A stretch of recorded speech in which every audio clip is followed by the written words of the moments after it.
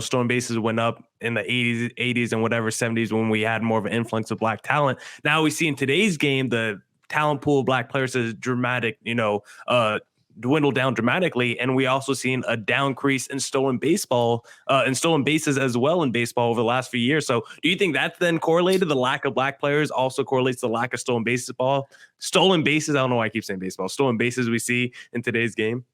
I think we're going to talk about that in our next segment. Okay.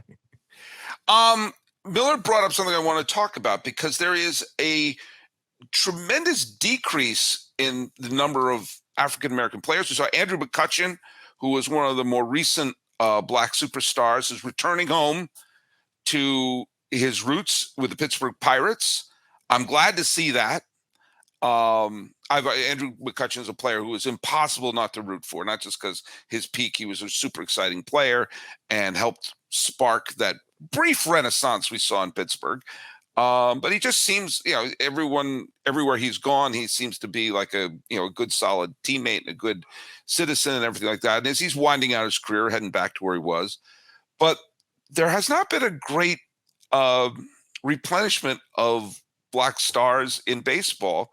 Obviously, there's a tremendous Latin presence, and we're seeing the signing of international players are coming from all different countries, including the Pirates just signed a couple prospects from Uganda, for God's sakes. We're tapping into Africa and other markets in Asia and in Australia and all throughout Central and South America and in the Caribbean. But there was a point where baseball was the top sport for African Americans in the United States. And I'm going to go out on a limb and say it's not now. No. It's really not. I think there are some factors to that. And again, it's always interesting when a guy who has my background, looks like me, dips his toe into this one, but you're here to give me cover. Yeah. Here to back you up in case anyone says anything silly. And also if I say anything out of line here. I think one big thing is I think there's been a lot of it's become very expensive to be a baseball player. You have a lot of these winter leagues and summer leagues, and it isn't like you played football. A lot of times for these athletes, it's not like you're playing football in the fall, basketball in the winter, and then baseball in the spring. You're playing one sport all year long. And some of those leagues and the equipment and everything are becoming more and more expensive and not focusing on certain, I'm trying to not step on a rake here. It's been focusing on more affluent. It's become almost like tennis and golf in a way. Yeah, that's fair. No, accessibility is definitely a huge part of it because you just think about how easy it is to pick up a basketball, pick up a football. I mean, you could pick up a baseball and play catch, but like anyone could just practice their basketball skills on a hoop. Mm-hmm. Anyone could pick up a basketball, go practice that. Anyone could just start having a little flag football game in the front yard to, play and practice football. But for baseball, you need a group of friends. You have to go find a diamond, which is also the tough part. You actually have to find a baseball field that'll let you go on there with your 8 buddies or 12 buddies, whatever you have. You need a squad of friends to go play a baseball game. And that's just a lot tougher to do in general, no matter your background. So I think just from an accessibility standpoint, it's a lot harder for someone to go find a baseball, go find a glove and go play that sport as opposed to basketball or football. And I also think when you look at, in terms of accessibility, when I think about like the NBA and when I think about football nowadays, you got like the AAU, you got all these basketball hoop circuits. These guys play together from kids. They travel around the country. They're stars before they even make it to the NBA. You look at football, all these 3-on-3 leagues, all these 5-on-5 leagues. There's so many different groups and skills and camps that these other sports run that all these young kids gravitate toward. Baseball, I'm sure, has camps too. Right now, MLB this past weekend for the MLK weekend, they're doing their MLB Dream Series. So right now in Arizona, Right. they have all these camps where they're focusing on predominantly showcasing young African American players. But like that's a one weekend camp. I don't see too many Mookie Betts, baseball classic camps or this and that. Like if you look at basketball, it feels like every NBA star has their own version of their own basketball camp that they run. I feel like baseball doesn't really have that. I haven't really heard of the Mike Trout baseball camp, and maybe there is, maybe there isn't one. But I feel like when you think about accessibility, there's so many basketball camps around the country. There's so many football camps around the country. I think it's just a lot harder to get a group of baseball friends to come together and go try to practice and play that sport and get better at it, as opposed to some of the other sports you see that are popular in America. Yeah, I also think the weather has something to do with it. I mean, Mm-hmm. basketball can be played indoors. Yeah. I mean that's why. I mean, football is a little different, obviously, but I mean it's sort of They known play for in anything though. Yeah, exactly. I think that's you do see a lot of players coming out of the Caribbean, obviously, where there's the weather is great, and out of Central and South America where the weather is great, and you're also seeing there are academies and there are groups of people where they get groups of people together to play baseball there. I mean, I guess it's one reason why you get more hockey players out of Manitoba and you get more shortstops out of the Dominican Republic. Part of that has to do with the freaking weather. There's not a lot Yeah. of you're a big part of the Arizona Coyotes situation there. Not a lot of dudes there from Panama, playing hockey these days. That's Hockey in why. the desert's tough in general. We're trying to really build that sport up. But you do see a lot of players coming out of the Southwest and the South of America, and and South America for that matter. But I think there's one other aspect, and this is I've had a theory about this for a little bit, and I think that there was a period of time where there were a lot of the predominant stars in baseball were African American players. You're not just going through. We just mentioned the '40s and the arrival of Jackie, the arrival of the Henry Aarons and the Willie Mazes and the Frank Robinsons and the Ernie Bankses, and then through the '60s, the Bob Gibsons and the Roberto Clemente is still a god amongst the Puerto Ricans. But I mean, in terms of like, we mentioned, I said Bob Gibson, Lou Brock, Reggie Jackson, Dick Allen, all the way through the '70s. And then the '80s, you saw another great influx of superstars, the Kirby Pucketts, the Ricky Hendersons, the Tony Gwynns, the Dave Stewarts, the Dave Winfields, the Ozzie Smiths. And in the early '90s, you saw the next great wave of African-American stars. Ken Griffey Jr., Barry Bonds, Barry Larkin, all these great future Hall of Famers, or should be Hall of Famers, were starting to come through and starting to become gigantic stars. And at that time, Major League Baseball was not promoting their own stars. And because there was such labor strife and they didn't want to put the stars on this giant pedestal, they were on the verge of this labor disaster of the early 1990s. At the exact same time, the NBA was exploding. Remember, the NBA's popularity was so low at the beginning of the 1980s that the NBA Finals was on tape delay. Yeah. And by the end of the decade, it was the biggest global phenomenon. Bird and Magic, obviously, and the end of Dr. J, obviously Michael Jordan caused that to explode to a level we never thought of. While Michael Jordan was exploding, Ricky Henderson was the greatest offensive force we've seen in years. Barry Bonds was the greatest talent we saw. Ken Griffey Jr. was the most exciting player we saw. Blah, blah, blah, blah. Joe Carter, touch them all, Joe. You'll never hit another big one in life. Dave Stewart winning every big game in the world. Barry Larkin leading the Reds. All the stuff, Kirby Puckett, Tony Gwynn, and baseball was not promoting them. Baseball was not putting them front and center.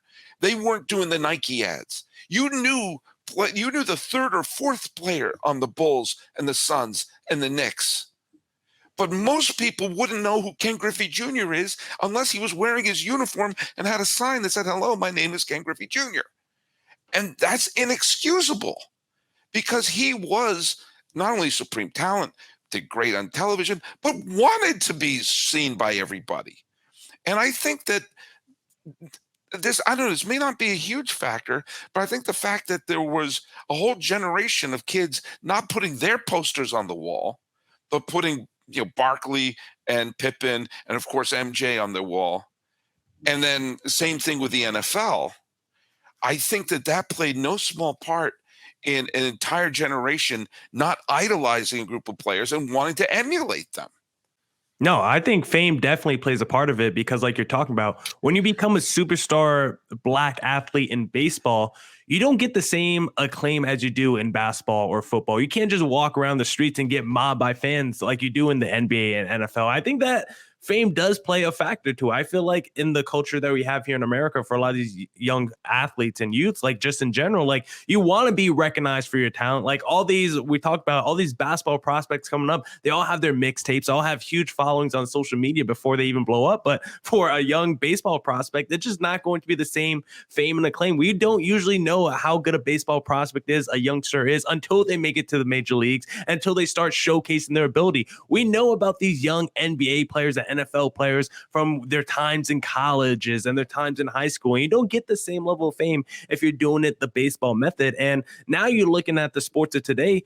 First off, like you just talked about, you don't have the fame. You also don't have that representation like you used to have back in the day in the 80s and the 90s. So it's harder for a young black American now to want to start picking up the sport of baseball because you look at the sport of baseball, there's not a lot of people you can identify with. You got the Mookie Betts of the world, you got still the Andrew McCutcheons of the world, but there's a small talent, a small pool of talent of black players right now in Major League Baseball. So I feel like if you really want to get young African Americans back to watching the sport of baseball, like I don't even know if there's really a way to do it, but I feel like you need like a black Shohei Ohtani realistically. Like you need a Tiger Woods of baseball because Tiger Woods didn't like make more black golfers, but at least got like the black audience to watch golf. And he at least got a different set of eyeballs and audience to watch the sport of golf. For baseball, I'm not sure you're going to have an influx of black talent if you get a black Shohei Ohtani, but you can at least get a new audience, more eyeballs to the game, I think. I do think that the fact that they had such a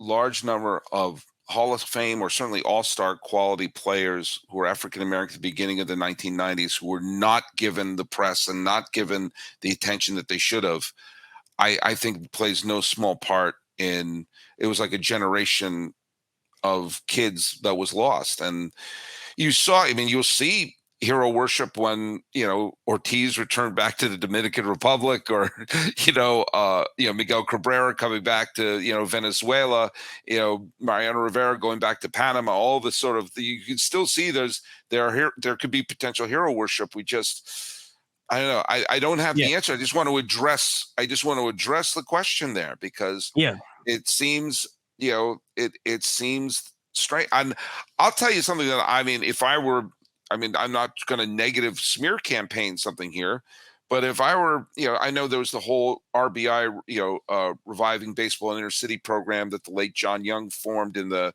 2000s to sort of create some of these leagues. Maybe that will, some players will come from that. I would, this is a mild smear campaign against another sport. What we're learning about concussions in football and the long-term destruction that can do to someone's brain, I was saying, hey, instead of putting the helmet on and maybe turning your brains into mush, your helmet's in baseball. You'll be hit by a pitch or two, but you don't get a concussion every time you draw a ball four. There should be just the safety for a kid to play baseball. And let's face it, baseball is the best sport to play if you're a kid, because if you're playing youth basketball, you could pass it to the same kid every time. Youth soccer, you kick it to the same kid every time.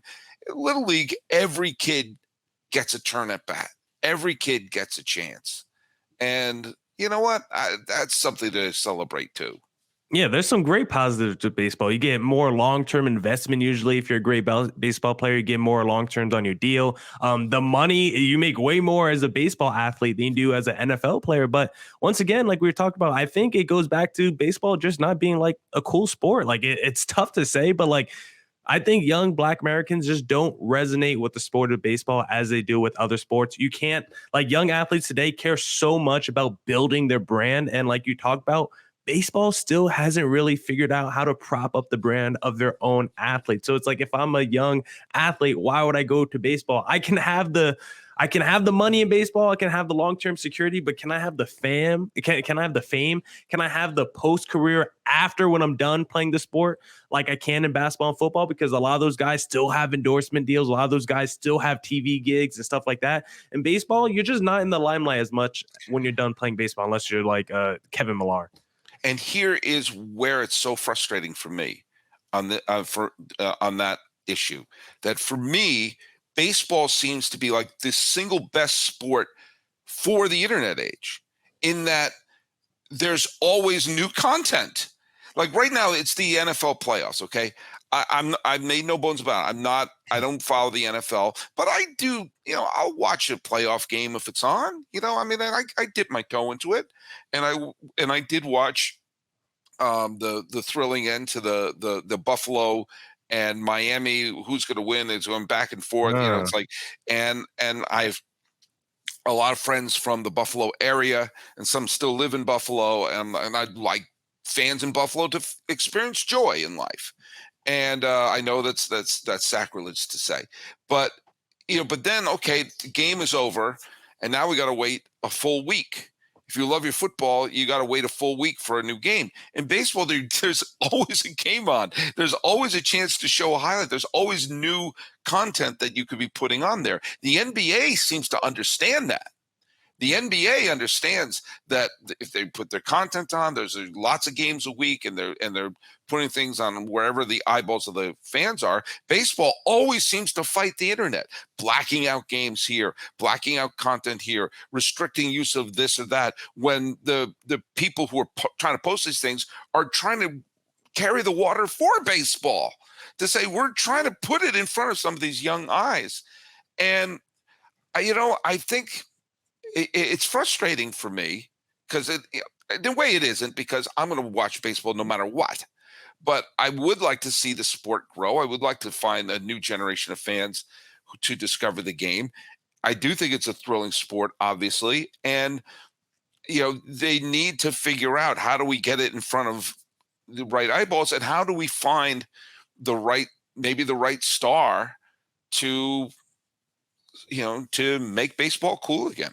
Yeah, and the issue is that it feels like there's just so much hidden code in baseball, where they have all these unwritten rules where every time you have like a Tim Anderson expressing himself on a baseball field, it always like feels like his voice is being quieted a little bit and Yeah. calmed down. So it's like it's hard to say you want more representation in baseball when every time one of these guys tried to express themselves by being quote unquote showboating, pimping a home run, doing something like that, doing a bat flip after a home run, you always say, you know what, now we got to beam you next time up, or we're gonna call you out in the press conference saying you're not playing the right way. Like Fernando Tatis Jr., when he hits a grand slam on a 3-0 pitch, we got to go rip him as the manager in the press conference. I think he was like ripped by his own manager or whatever. Like, what are we doing here? That is the single stupidest thing. Like, if someone wants to do cartwheels and have a marching band follow them around after a home run, I'm fine with it. In fact, it's funny that you hear about going. One of the places, one of my baseball bucket lists is to go to the Caribbean Series, because I hear, like, when you go to the Caribbean Series in the winter ball, it is a carnival, and you also hear that there's so much styling going on in those games. The home runs, and people are pimping their home runs, or strutting around on the mound when they get a strikeout. Let's do that. And all this nonsense about play the right way. Shut up. Shut up. Shut up. Babe Ruth used to tip his cap as he was running around the base path. Carl Yastrzemski used to watch and show up the pitcher when he was at home plate. Okay, people used to do all sorts of stuff. Those old timers you revered were looked down upon by the previous generation, that they weren't playing it the right way. Shut your traps. Baseball is fun, so let's make it fun. Stop being fun police. Okay? And also, what is it people love to see too? You show the clips of Carlton Fisk waving the ball fair, Joe Carter jumping up and down, Ken Griffey Jr. They don't just show Ken Griffey Jr. making the catch and then calmly walking back to the dugout, him holding it up as he's running and doing the little thing like that. We love to see that. So let's stop making it. Oh no, you must always show no emotion on the field. Stop it. Just stop it. If that's holding us back, that's the stupidest thing I've ever heard. Stupidest. Yeah. Act like you've been there before, as if you wouldn't be jumping up and down like an idiot. Yeah, I don't know why people want their players to be statues, like when they do something cool. Like I never understood that, but yeah, fans go wild in the stands. But you want your players to have no emotion when they're actually the ones putting in the work. I never understood that. Well, and here's the deal. Some people may just be a Bernie Williams and put their head down and do that, you know? Or some people may celebrate. Dennis Eckersley may do the whole thing where he points at you when he strikes you out. Or someone may be you may be a Rivera and just sort of walk off the mound. It depends. It just depends. Let's bring out people's personalities, because in the end, remember when you and I talked about this. We're going to wrap this show up because we're in our 5th hour. But when I think I told you this, that someone asked me if you were going to try to get somebody who's not into baseball, what would you do? And I would say, watch what the Olympics do, which is tell their backstory. Get people interested in the story behind the person, and then they'll root for them. You root for them if you're doing British baking. You root for them if you're making a dress in Project Runway. You root for them if they're doing curling. Okay? You get emotionally attached to it. And so let's get emotionally attached to some of these players, and let's make some of these players represent certain parts of our country and culture. And damn it, here on Dr. King Day, we do unite everybody and say, stick to sports. Let's get all the best players playing in here. I want every best talented baseball player, whether they're being brought in from Uganda or Puerto Rico or Australia or Compton, to be playing in Major League Baseball so we can see the best product possible. Millard Thomas, finish us off. Yes, I agree with Sully. Think about how many great players that are not in baseball that are playing in the NFL or NBA right now just because they didn't want to come over to the sport. Imagine if Deion Sanders never wanted to give baseball a try. Imagine how many Deion Sanders there are playing other sports when they could be playing baseball. We got to get our representation back up. We need more black players in baseball. Let the kids play. Let them show their emotions. And Tim Anderson, hopefully you can be the one to lead us, because he's one of the most fun players to watch. He just needs to be healthy. Amen.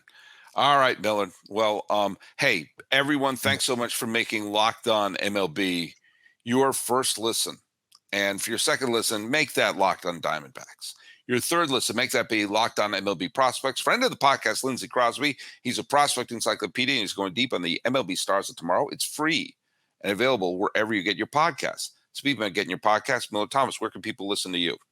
Hey, you can follow me on Twitter at CreatorThomas24 for my personal account, or look up Locked On Diamondbacks, both Twitter, Instagram for the podcast. And please hit subscribe on the Locked On Diamondbacks YouTube channel. And you can follow us at Locked On MLB Pods on Twitter and on Instagram. You can follow me on Instagram at Sully Baseball Podcast, and subscribe to us on YouTube. We have, I think I misread this, 4 billion subscribers. Ooh. Oh, wait, no, we don't. We have a little less than that, but that's our goal. Our goal is 4 billion subscribers. Then we'll put a tip jar in and actually just drop $1 in every month. And yeah, and Millard, if they all do that, I'll kick $100 over to you. Oh wow! So, thank you so much. You're so generous. So I'm a generous man. Sticking to baseball with Millard Thomas of Locked On Diamondbacks. This has been the Dr. King edition of Locked On MLB. I am your host, Paul Francis Sullivan. Please call me Sully. Let's fist pump for the doctor.